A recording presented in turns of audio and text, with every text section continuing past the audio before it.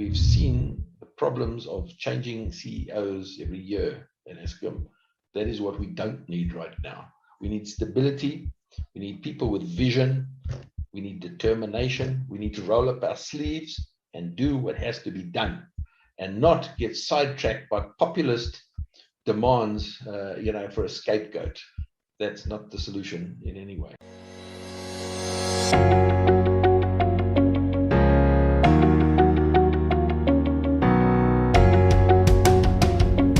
Hello, my name is Donald, and welcome to the #1 media company, WorldView.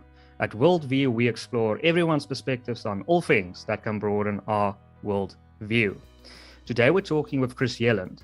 Chris is an energy analyst, consultant, electrical engineer, public speaker, writer, and managing director at EE Business Intelligence. Chris, welcome to the show. Thank you indeed for having me, and hello to your listeners. So, Chris, there are many rumors of the incompetence at Eskom, how things are just badly mismanaged. Can you give our viewers some data or stories of how things are just not managed correctly at Eskom?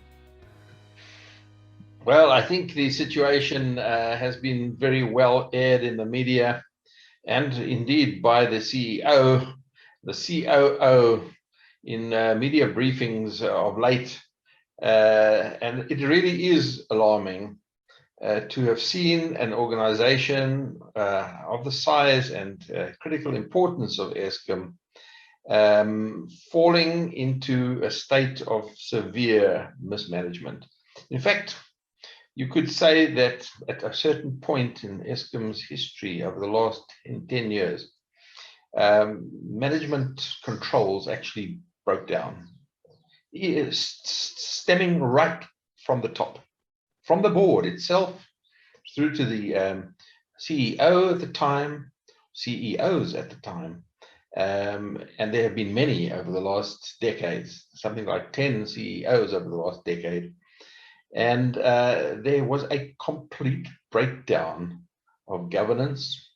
And it's most acutely seen in the Eskom procurement processes, where at the very highest level of Eskom, within the board itself, and the CEOs and the executives, things were just totally out of control.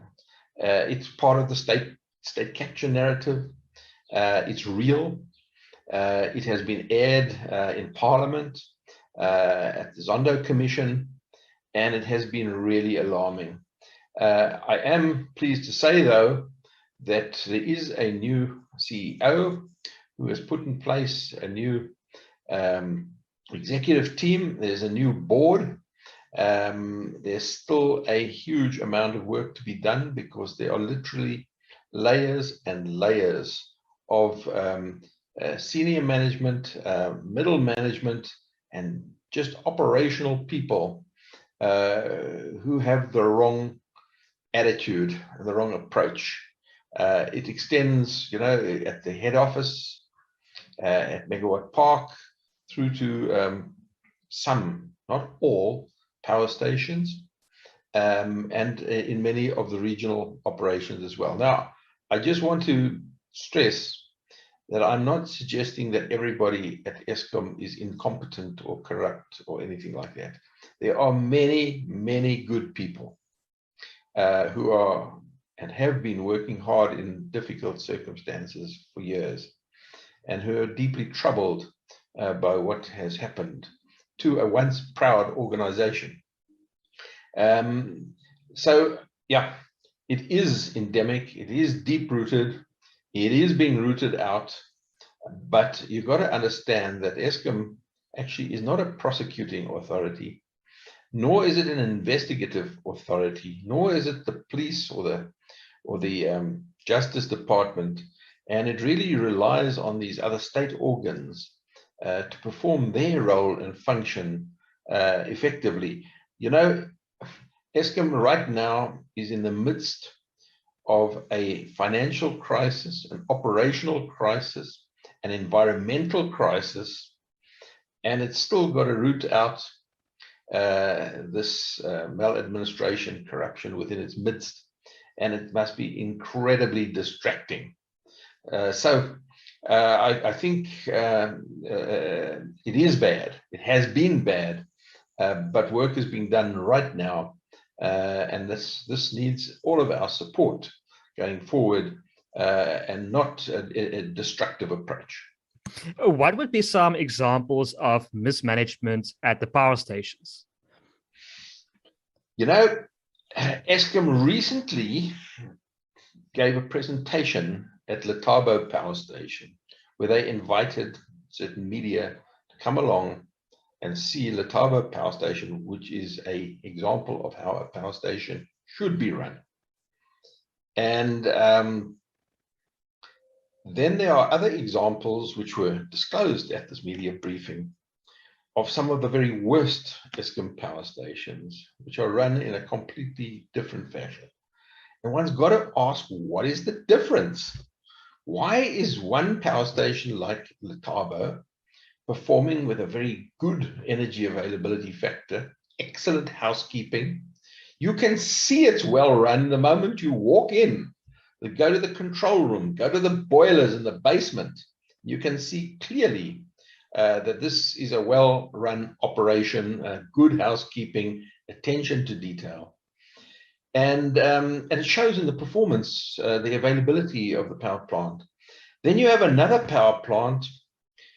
You can look at Kendal, Duva, Kusile Power Station, which are performing absolutely appallingly. And the difference has to be the management. From the power station manager through to the executives at the power station, through to all the different departments, something has been going wrong. The wrong people, and there's been a churn of leadership within that power station, and you can see it the moment you walk in. Smoke coming out the chimney, a sign that the electrostatic precipitators or the bag filters are not working. I mean, Kendal Power Station is notorious. They are facing criminal prosecution at the moment. Criminal prosecution by the Department of Forestry, Fisheries and Environment, is the regulatory authority, for long-standing breaches of the environmental regulations and emissions of particulates way above the legal limits. You can see it if you go into the boiler rooms, and you can see ash all over the floor. You can see pipes leaking, not being fixed. It just stares you in the face. And it's really poor management, where management has kind of lost control of their business, of their people. There's fighting among staff and management. You can't discipline anybody without, unions stepping in, and the hearings and delays, and it's a nightmare.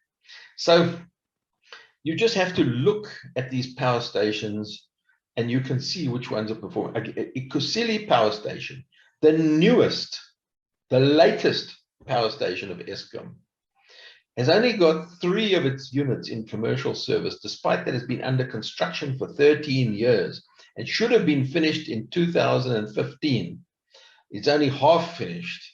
And of that half finished power station, it's performing with an energy availability factor of 25%, as opposed to what a new power station should be performing with an availability of about 85 to 90%. And there are many old power stations, well, not many, but there are. Kendal is a much older power station, and is performing far better than a brand new power station, which is only half complete. So, yeah, those are some of the examples. You asked me to give you some examples, and that's a few that I can think of. I mean, yeah, that's horrifying to hear. But I mean, a lot of our viewers would ask, how did this happen? How did Eskom land in the state it is today? Some are blaming ideology, some are blaming affirmative action. How did this happen? Why are we here where we are today? Well, at one point in Eskom's history, not that long ago, I forget the exact year, but it was probably in the region around about the year 2000. Eskom won the international award for the best power utility in the world. At that time, it was running with significant surplus generation capacity, and it had a very high energy availability factor, and it was producing electricity that was being sold at the lowest price in the world. Not only the lowest price, but really significantly lower than the next lowest. And Eskom trumpeted this achievement. It was an achievement they were very proud of. And I think underlying this, there was a complete misunderstanding of why it was performing well and why it had the lowest cost electricity. It was not because it was the most efficient power stations or business in the world. It was not because it was the most well-run electricity utility in the world. I mean, it was running with a high availability factor because it had such a excess of generation capacity, surplus generation capacity, which meant that there was this high availability because you had all the surplus, and not only that, you had the space to do the necessary maintenance. There was a generation capacity reserve margin that was very significant, and so maintenance could be done easily and properly. There was a sort of a complacency, thinking that we are so efficient we can generate electricity at half the price of the next lowest. And of course, you've got to ask why.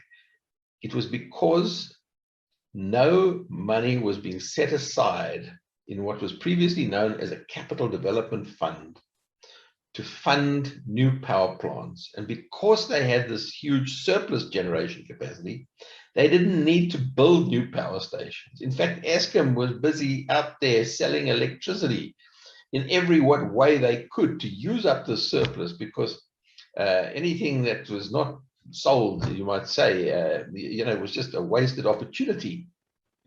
So they were out selling. They were trying to convert people who had gas boilers, who had coal-fired boilers, to what was known as electrode boilers. This is like a kettle. So and it would run on electricity, and it uses a lot of electricity. Then, of course, they were out selling cheap power. The aluminium smelters need cheap power because electricity is the biggest raw material in the production of aluminium.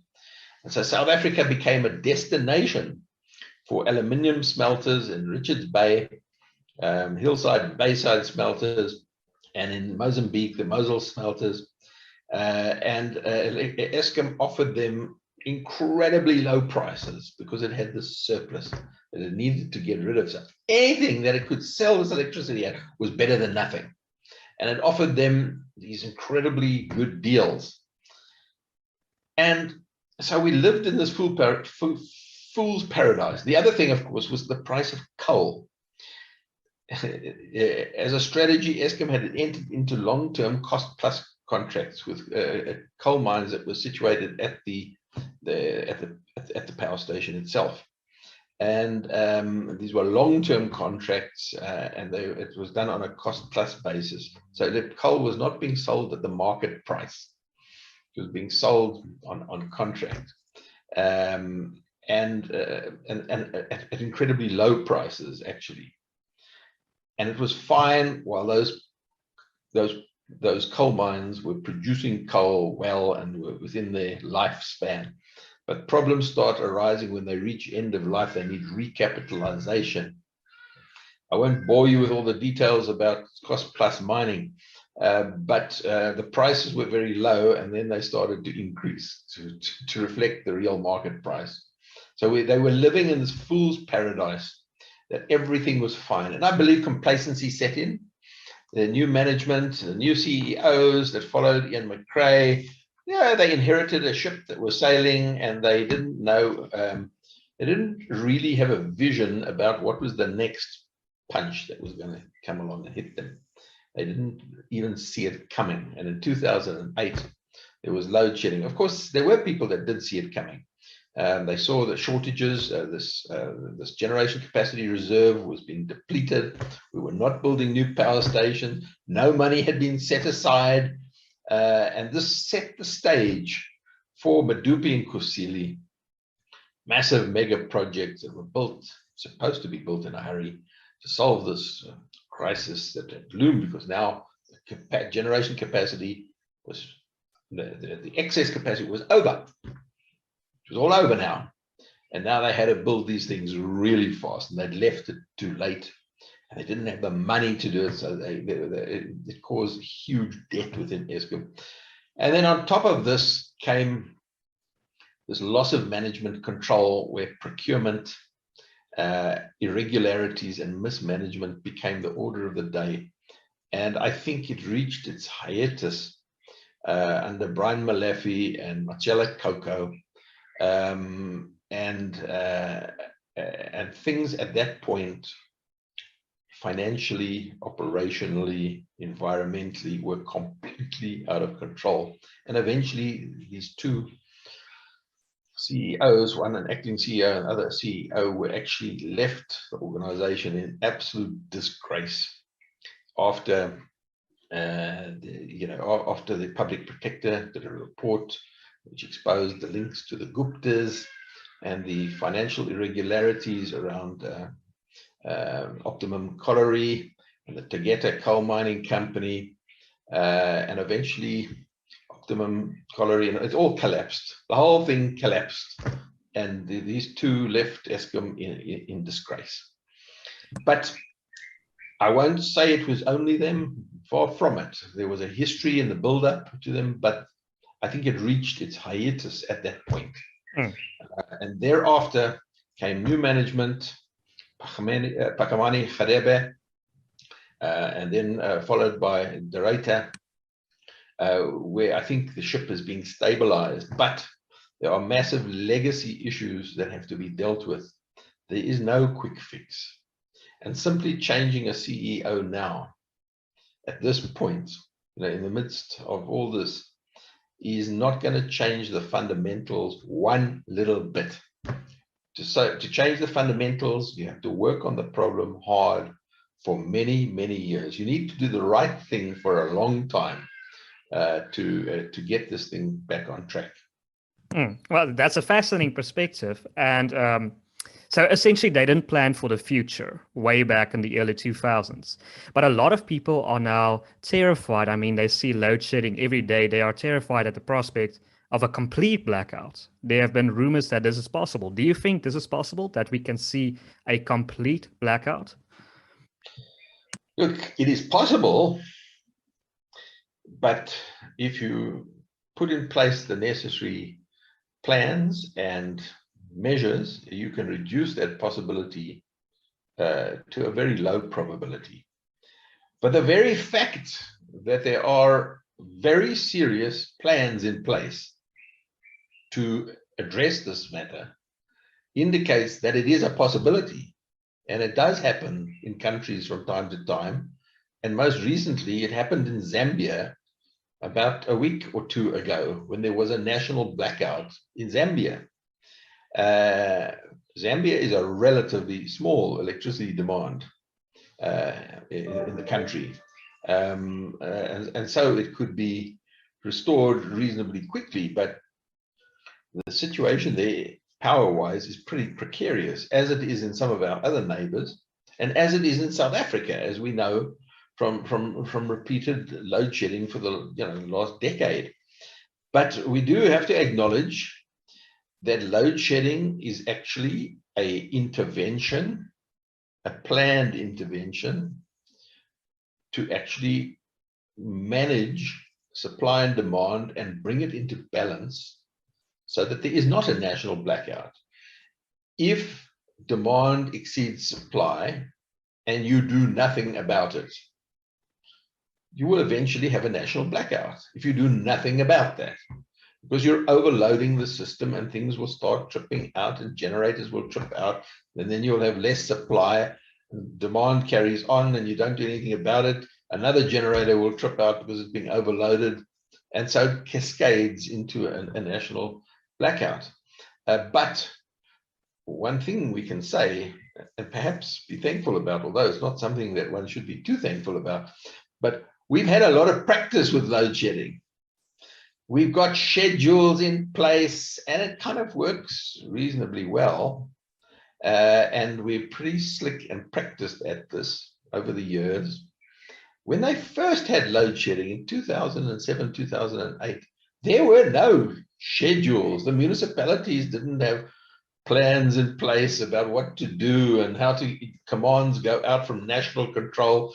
People start shedding load and it's rotated around the country so that it's not impacting too much on one particular group or or area.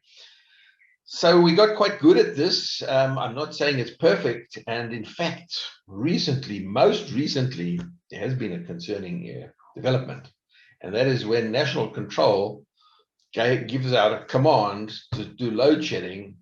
They find that a number of municipalities who are supposed to then respond and do load shedding within their municipal areas, apparently, according to Eskom, 26 of the 28 municipalities that do their own load shedding in response to a command didn't do it properly, and so they gave out a load shed command for 2,000 megawatts to be shed, and only 1,100 megawatts was shed.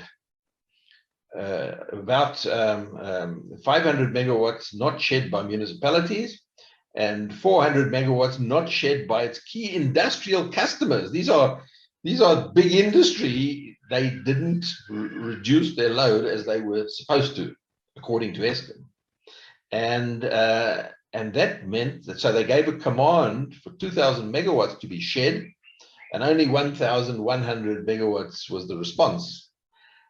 So they had to do another 2,000 load shed commands, taking it from stage 2 to stage 4, because they knew that only about half of the 2,000 megawatt command was being responded to.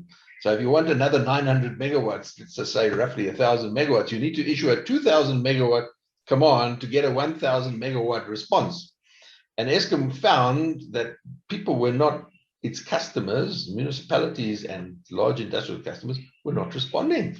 And this is a really serious matter, because it meant, instead of having stage 2 load shedding, the rest of the country that were responding were pushed into a stage 4 load shedding. Now that means that some people are bearing a very onerous financial burden, while others are making profits off the ones that are responding.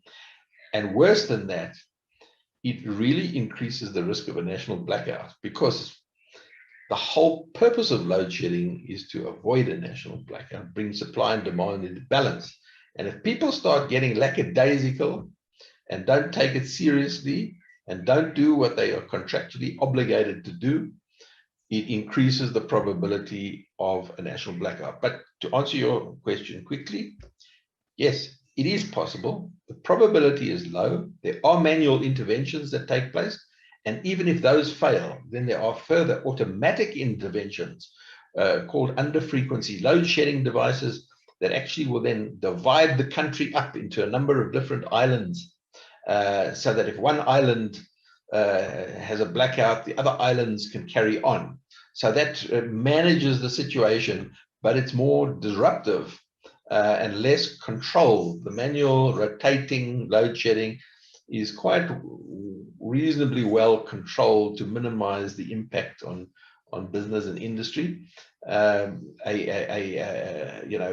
under frequency load shedding steps in, as it did in Zambia, for example, it's very disruptive.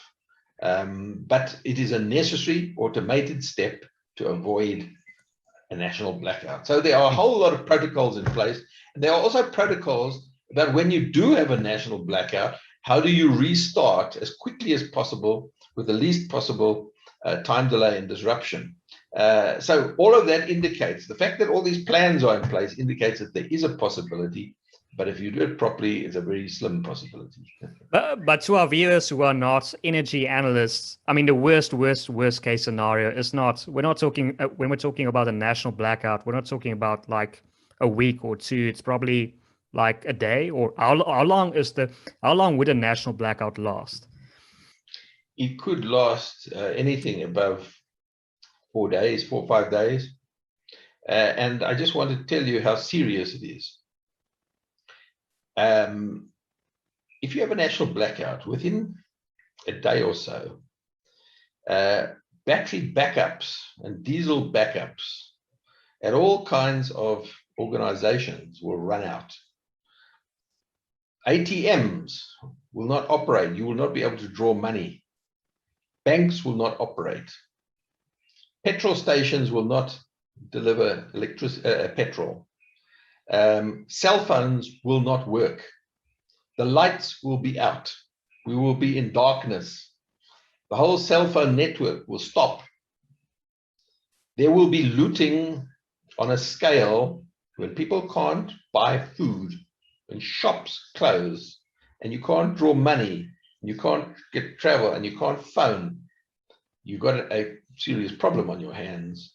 And there would be, in the darkness, widespread looting nationally on a scale that makes what we experienced previously look like a Christmas picnic.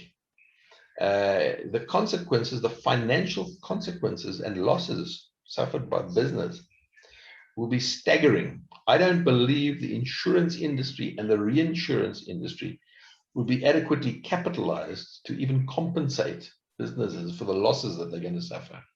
They just don't have the capital reserves to fund the kind of claims that would result.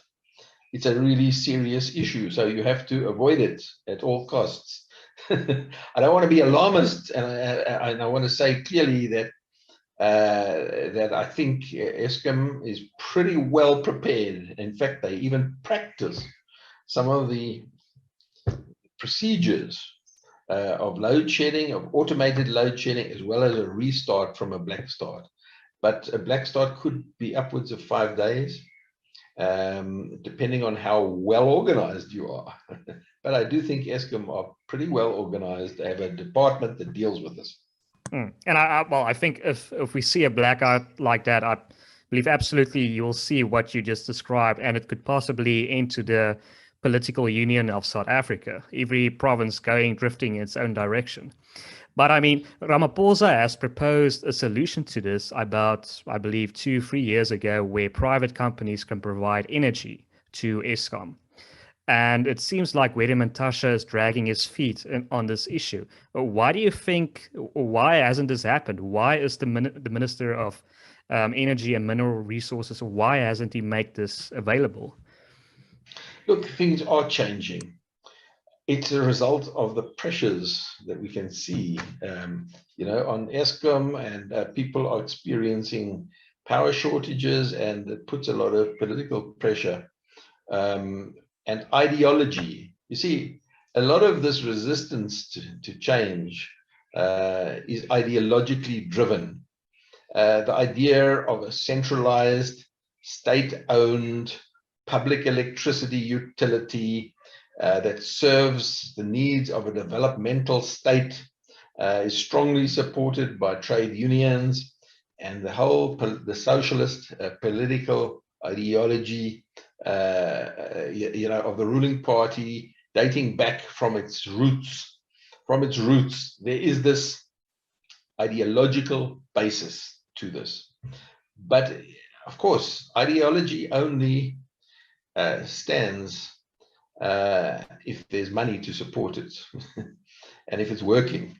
And ultimately, if you don't have any money to support your ideology and it's failing, and you can't spend the money fixing it because you don't have the money, then the days of this ideological position fall and is replaced by a more pragmatic, less ideological move, which is looking for solutions.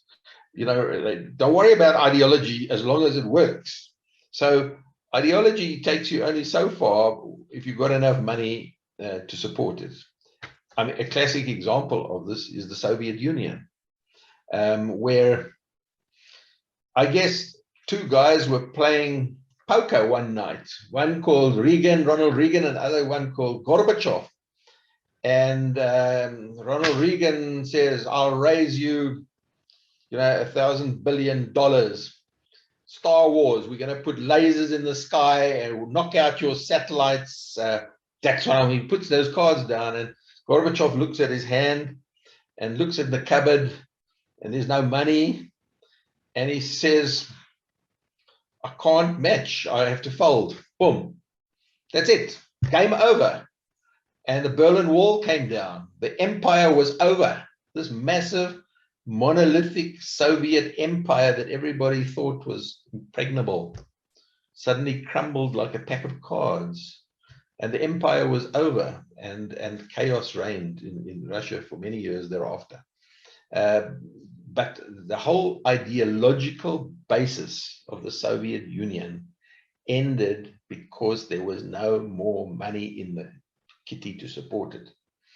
And ultimately, in South Africa, we are starting to become more pragmatic and drop these ideological positions. Of course, certain people with vested interests are screaming blue bloody murder because they've been profiting handsomely by treating Eskom as their piggy bank.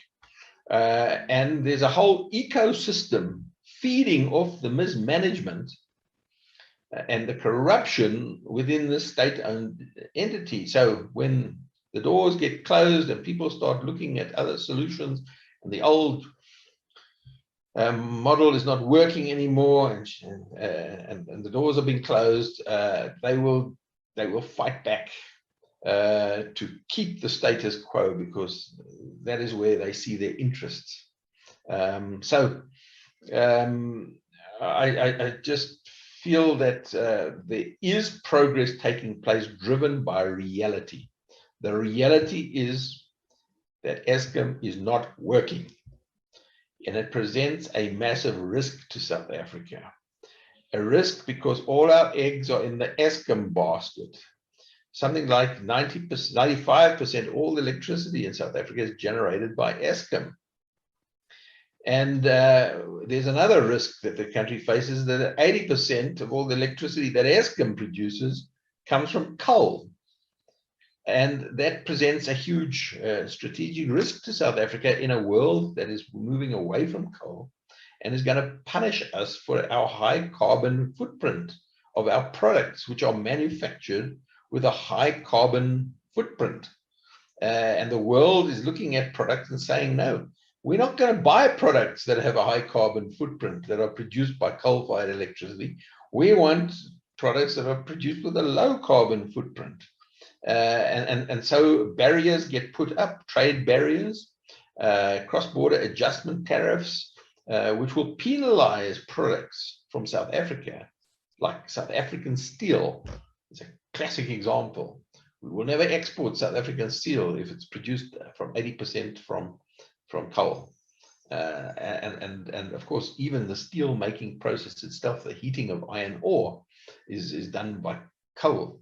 So South African steel has a high carbon footprint and will be punished through trade barriers going forward. So the risks to South Africa are these over dependencies on a monopoly company that is failing, and on coal, as 80% of our electricity comes from coal. And the answer to manage these risks is to diversify. Diversify Eskom. I'm not saying Eskom is going to disappear. It's always going to be a huge player. But we need other players that can also generate power into the grid and thereby relieve Eskom of its burden that it cannot meet at the moment.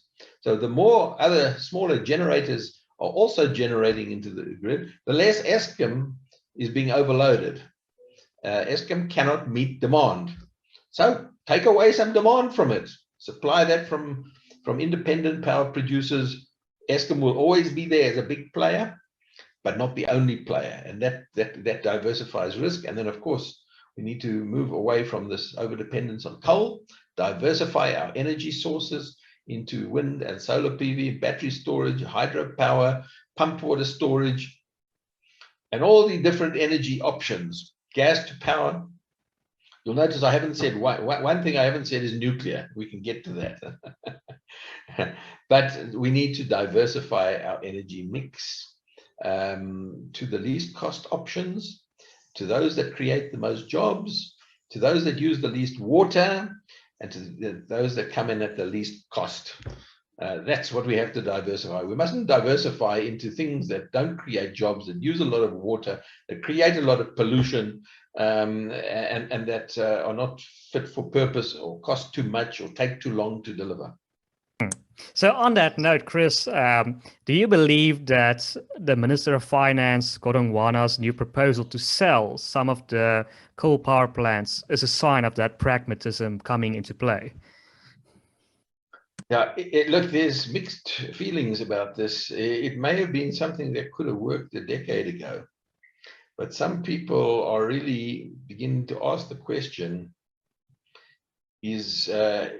are these old coal-fired power stations assets or are they liabilities? People like to buy assets that can produce money. They don't like to buy liabilities that become a millstone around your neck. And you have to look forward and not backwards. So whilst they may be producing electricity now and they kind of paid up, do you want to own a coal-fired power station going forward or not? So there's that aspect to it. But on the other hand, let me say, that if you can guarantee a revenue stream, if Eskom says, I'll sell you this power station and I will guarantee to buy your power from you at a certain price per kilowatt hour going forward for the next 20 years, that revenue stream every year creates an asset value. Because an asset has value if it can deliver a predictable revenue stream for the next 20 years. You can work backwards to find out what is the value of that asset. That is what you would pay. So there was a very interesting paper about two or 3 years ago by a gentleman at the time called Tobias Bischoff-Nims, Dr. Tobias Bischoff-Nims. He used to be the head of the energy section of the CSIR, together with another guy called Johan van der Berg. They wrote a paper that Eskom should auction its power stations progressively, not all at once, selectively, one at a time, go out on a public bidding process, auction process, but coupled to selling the power station would be the undertaking that Eskom would guarantee to buy the power from the power station at a certain price for the next 20 years. And let's see who offers the highest price based on that revenue stream, guaranteed. That was the sort of thing, and it resonated. And it was even mentioned by our former Minister of Finance, Tito Mboweni, in a document he produced about looking at the future of Eskom. And it was quite interesting to note Godongwana picking this up again. But I fear that the bus may have moved on. I don't know. There are people now, financial institutions don't want to fund coal. They don't want to. This is a liability for them, a big liability, because the world is moving away from coal and punishing people whose products are manufactured using coal-fired electricity. So do people want to buy it? Well, the only thing you could do is test the market. Go out on an auction. Tell people. The beauty of it for Eskom means that they have a known price of electricity for the next 20 years. You can say, we'll buy your electricity at 90 cents a kilowatt hour, linked to or indexed to the consumer price index for the next 20 years. So the price is going to go up each year by the inflation rate, but in real terms, it's fixed. In nominal terms, it is rising by the consumer price index, but in real terms, it's a fixed price for 20 years. It's very attractive for an organization like Eskom, which which is suffering huge cost increases in labor and staff overstaffing, can't get rid of overstaffing because of unions and government support. But of course, all very well, but labor will scream blue bloody murder at what they would see as a privatization. So there would be a lot of contestation and conflict. So it's easy to float this idea and fly a kite and see which way the wind is blowing. But it's going to be harder to do. It's easier said than done, in my opinion. But I'm not writing it off. I'm ultimately, only way you'll find out is by testing the market, is by starting a bidding process and see what offers come in. That's a fascinating perspective, and I can imagine why certain investors would be hesitant to invest in a sinking ship, what they would consider a sinking ship. But earlier you mentioned about Eskom providing energy to the rest of Africa. A lot of viewers and South Africans are wondering, are we doing this at the expense of South Africans? Is this the reason why? Can this contribute to load shedding? Shouldn't we start providing energy to the rest of Africa and just focus on South Africa? The answer is South Africa is not exporting significant quantities of electricity to Africa. Not at all. In fact, South Africa is importing more electricity from our neighbors than we are exporting to our neighbors. We're not supplying electricity to the whole of Africa, far, far from it. But we are selling electricity, or shall I call it trading electricity. There is a trading platform called the South African Power Pool, which trades electricity at times of surplus. When there is surplus electricity in one country, they trade it through a market called the day-ahead market of the South African Power Pool with other countries that are connected to the common grid that may be having a shortage. And it's done by a bidding process. If you've got excess generation capacity that you've got for the next day, you say, does anybody want to buy this? I'm selling it at so many rands a kilowatt hour for the day ahead. And if a country says, oh, I've got a bit of a shortage, or my generation comes in at a higher price than what's being offered, I'd rather buy it from on the market and save a bit of money. Instead of running my own generation, I'll buy the surplus generation at a cheaper price. So some trading takes place by countries such as South Africa, Namibia, Botswana, Zimbabwe, Zambia, Angola, I think is part of the power pool. I'm not 100% sure. So there's a group of Southern African countries which are interconnected on this common grid. And in theory, I mean, this is what happens in Europe. You have a European grid and people trade electricity when there's surpluses, and it's a very important balancing mechanism between supply and demand that works to the benefit of all the members of the pool, the power pool.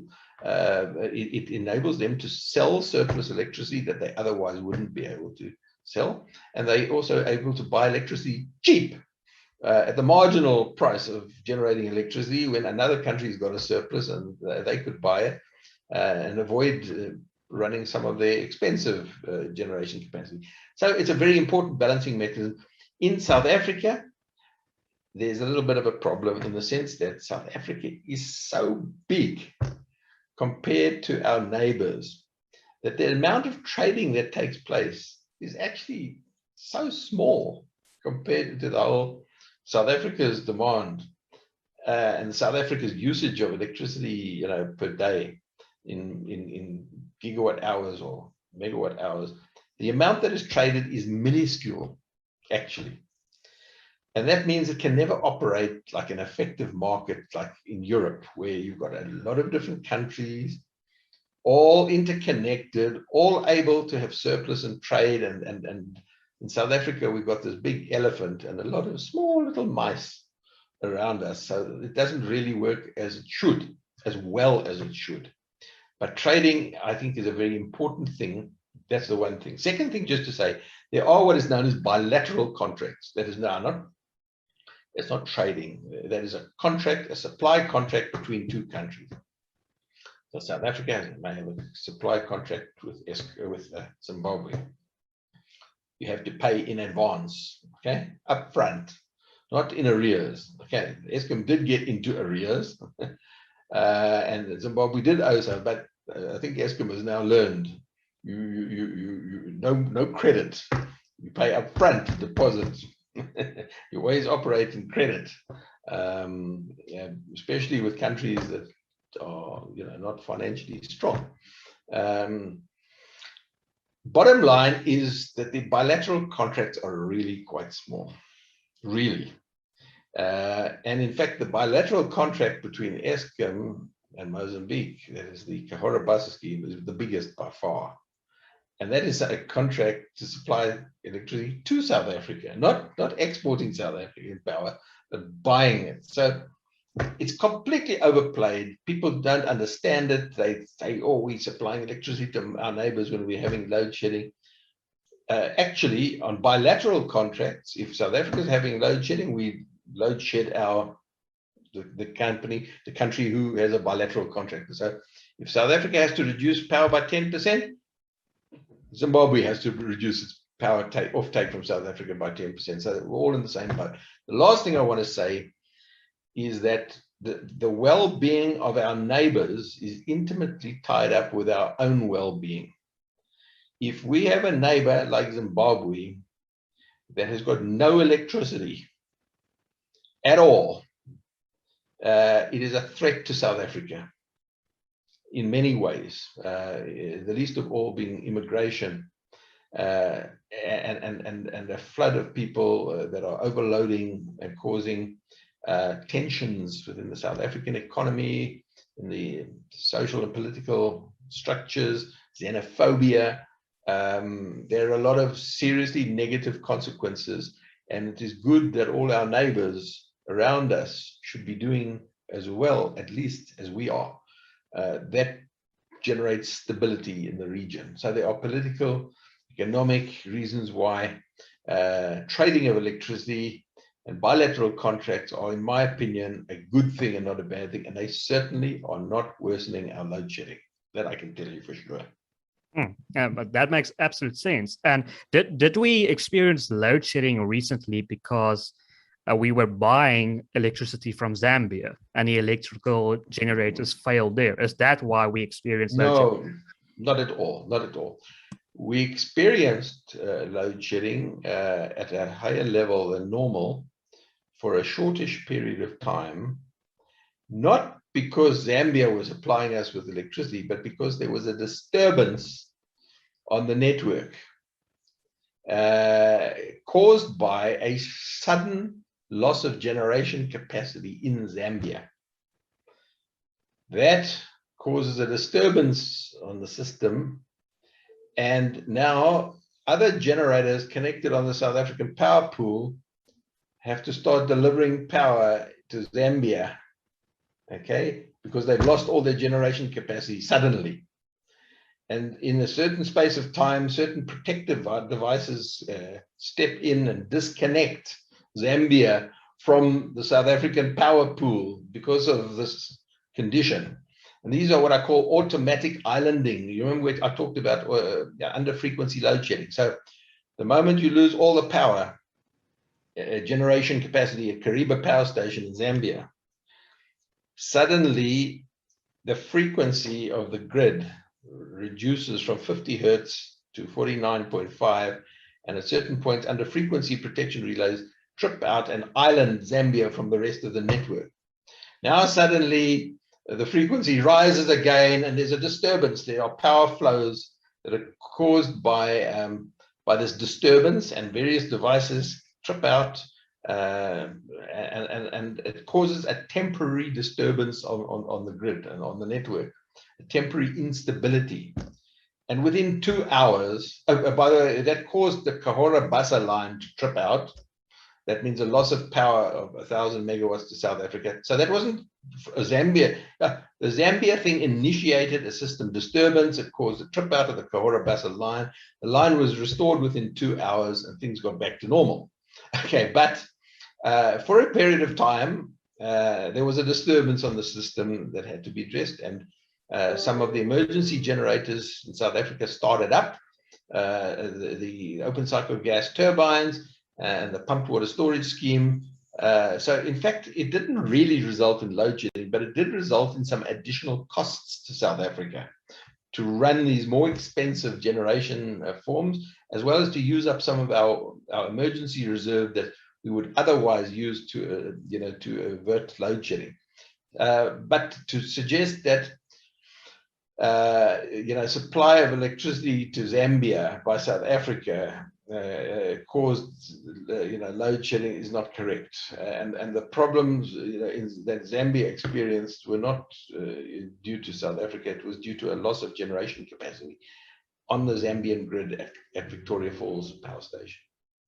So, Chris, earlier you mentioned nuclear energy. Why don't we have more nuclear plants? It seems like this is the future, and it's a very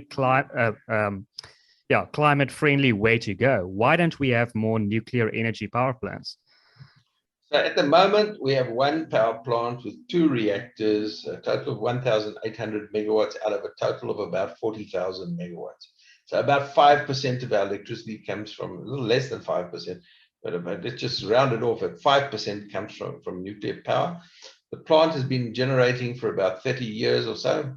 It is reaching the end of life. In fact, its license comes to an end in 2024, and Eskom has to embark on a life extension program, including the replacement of the steam generators and other work that has to be done to bring up the safety standards to the right level, to the most modern level, and to get a new license to continue operating for another 20 years.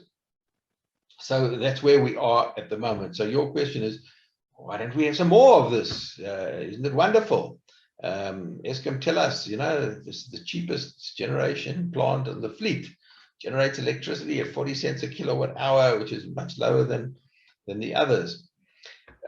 Look, there's a lot of smoke and mirrors in all of this, and I can explain a little bit. First of all,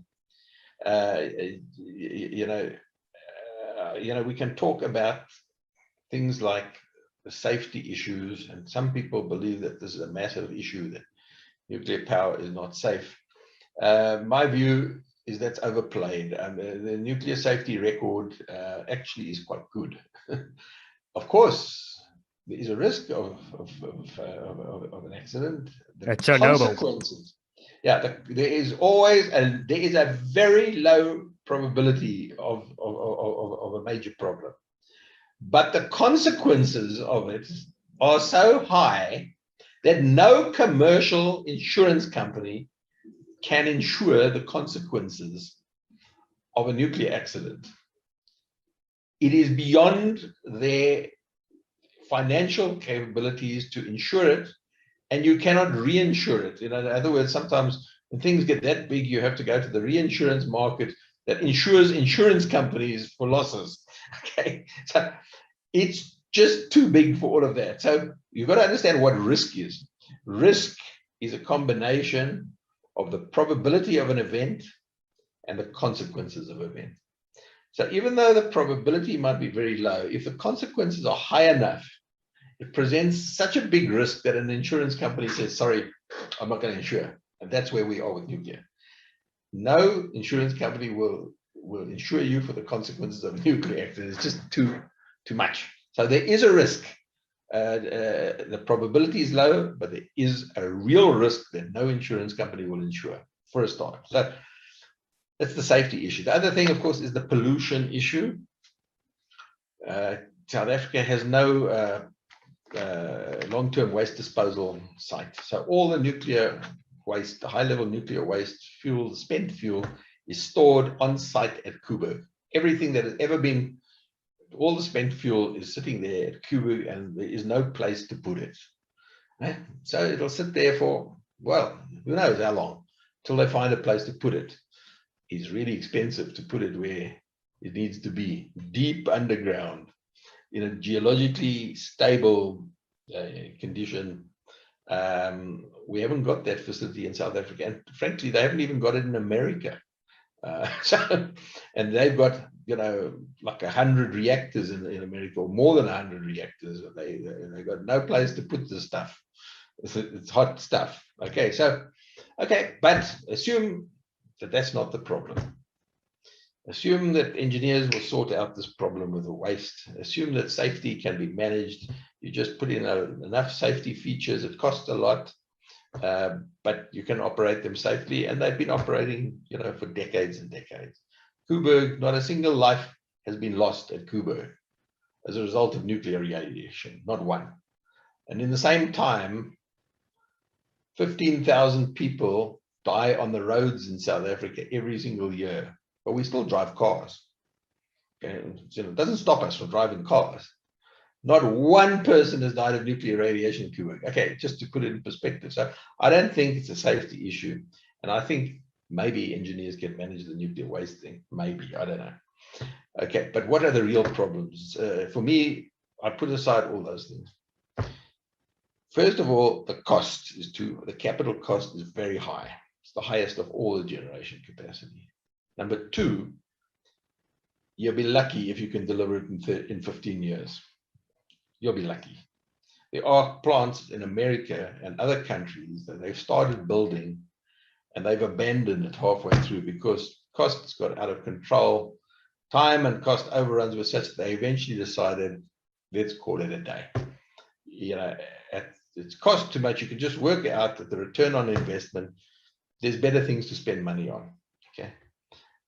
Second, the next thing is, it takes so long to build. The next thing is it's a very inflexible generation source.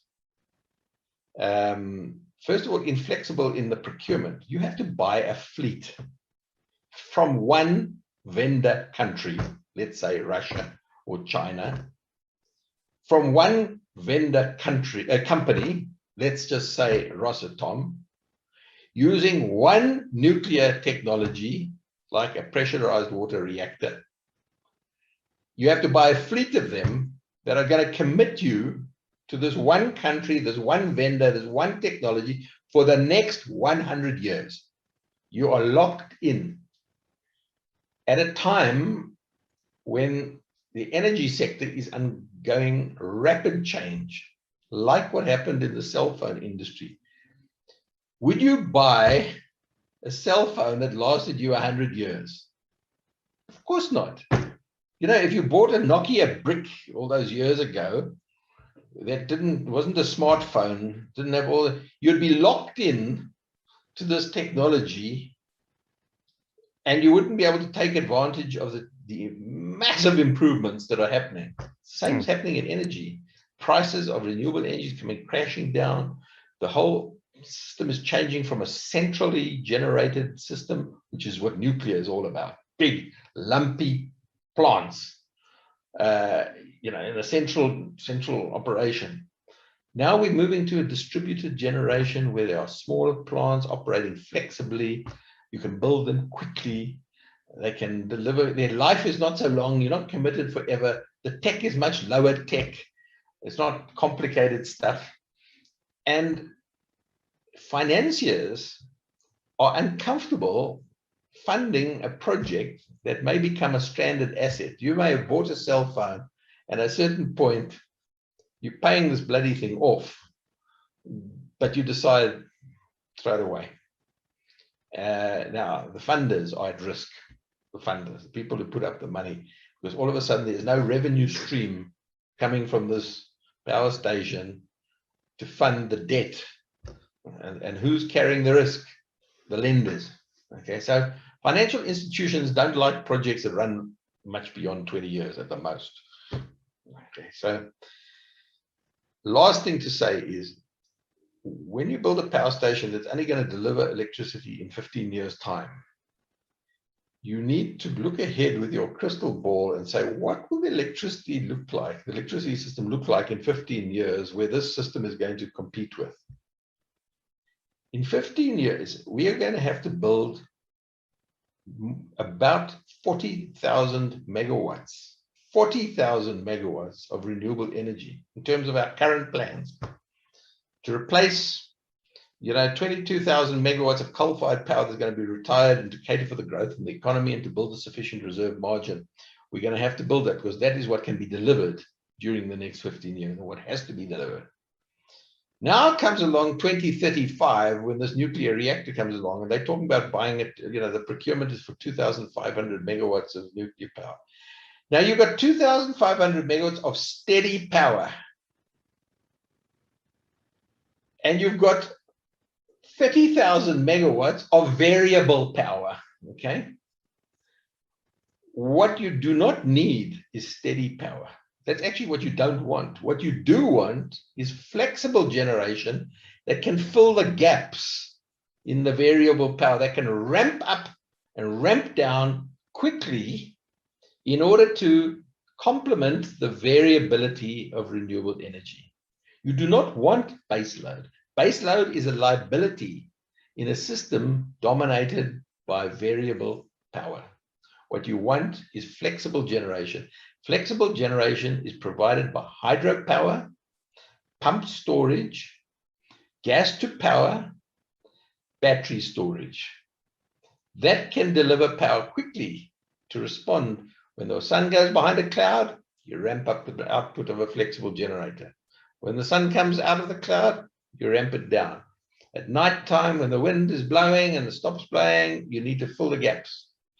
So nuclear power is, when you look forward to 15 years' time, what we need is flexible power that can be ramped up and fill the gaps. What we don't need is 2,500 megawatts of power that runs flat out. It doesn't help you. You might as well not even have it. It's insignificant. So, and just remember, demand for electricity is variable. It's not steady. It's not steady. We need flexible power. That's the future. The old idea of what is called baseloadism, the old paradigm of baseloadism and mid-merited peaking plant to meet demand is over. It's over because renewable energy is so cheap. You need to buy as much as you can get your hands on, and then you need to pay a little bit extra to sort out the variability by putting in flexible generation. And the combination of wind and solar PV and flexible generation is cheaper than nuclear power or coal. It's as simple as that. And it creates more jobs, uses less CO2, uses less water, and is cheaper. So it ticks all the boxes. Nuclear power doesn't tick the boxes. It ticks some of the boxes, but not all of them. That's fascinating and a powerful argument to be made not to provide nuclear energy in South Africa for the moment, at least. But Chris, a lot of people, they obviously experience load shedding on a daily basis. What advice would you give them to handle load shedding? What are some private methods that you can employ to not to nullify the effects of most of the load shedding? Well, of course, every customer is different. They got to look at their own business case, etc. But let me just look at my own case. I run a small business from home. In the past, load shedding has been an inconvenience for me. It affects my life. The lights go out. I have to run some battery operated lights. I have to cook on gas. My pool pump motor doesn't run. It's an inconvenience, but that's all. But now I run a business from home. It's not an inconvenience anymore. When I don't have power, I'm losing money.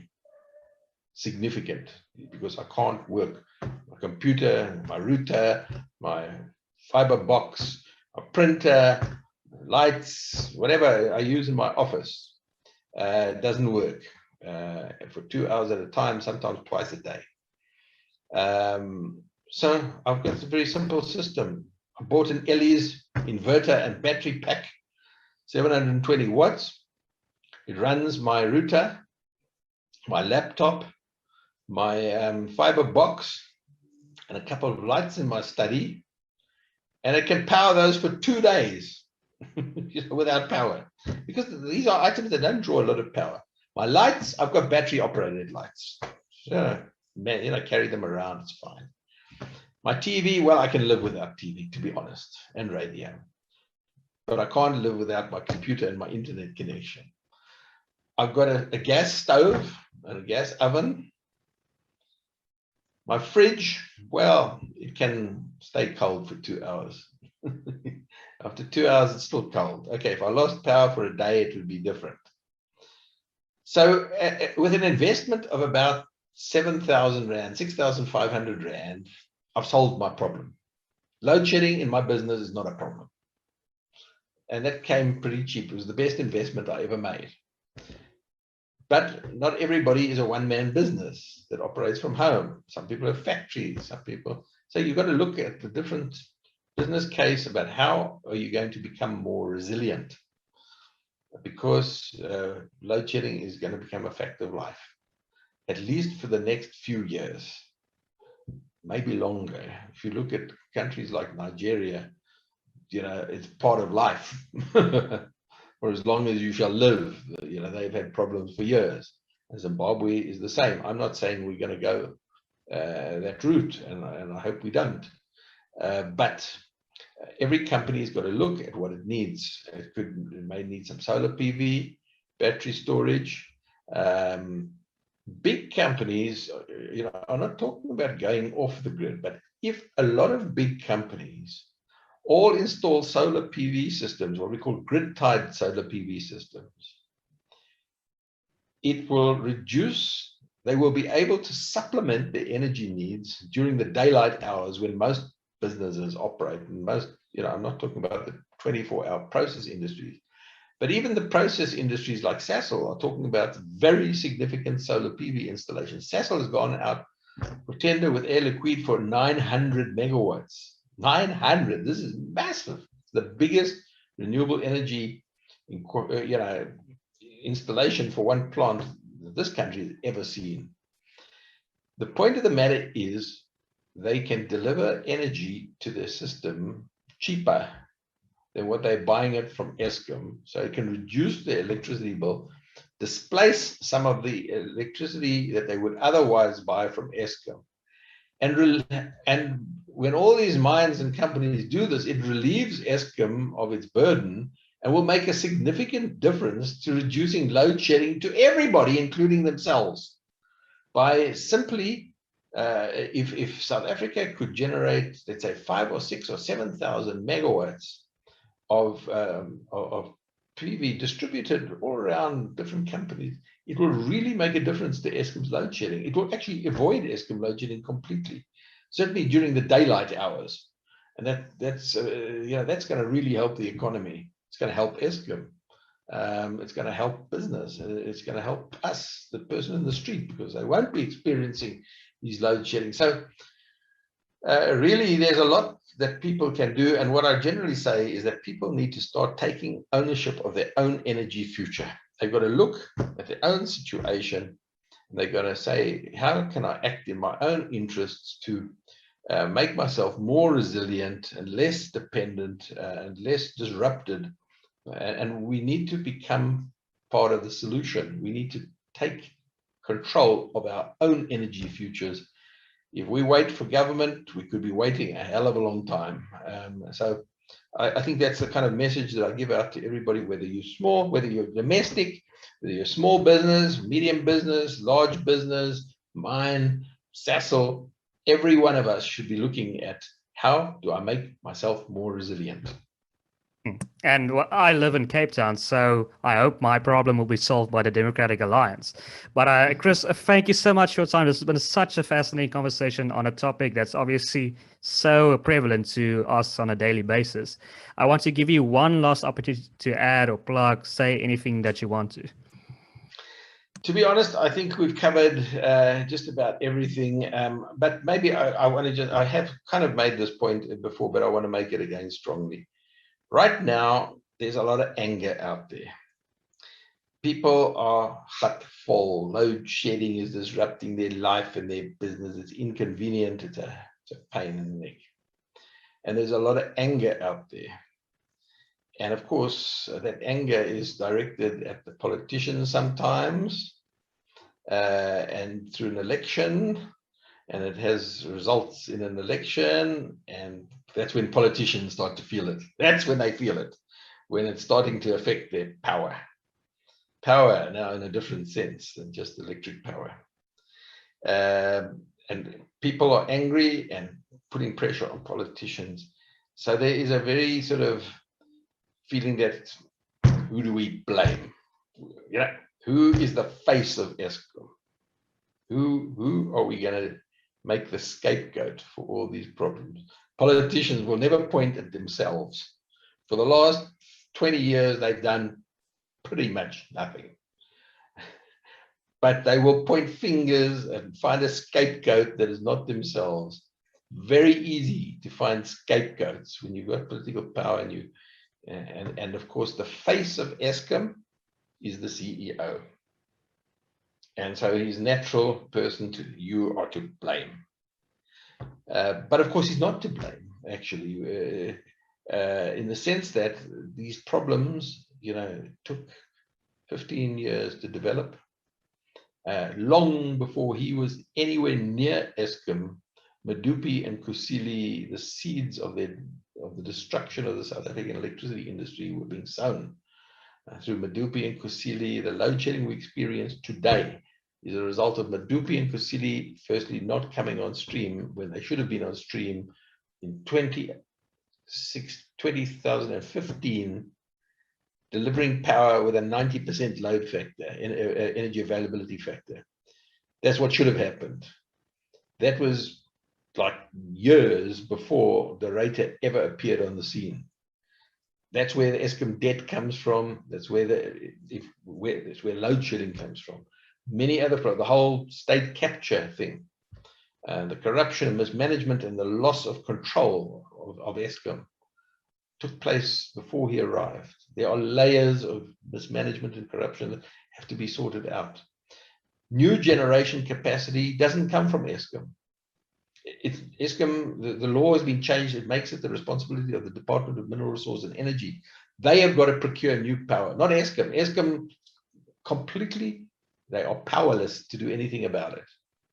And so the old generation capacity problems were not the Rata's problems, and the new ones he can do nothing about as well. So to blame the person who's sitting there, yeah, he's only been there about just under 2 years, trying to deal with all these issues, and now you want to deliver his head on a plate to the politicians who are to blame.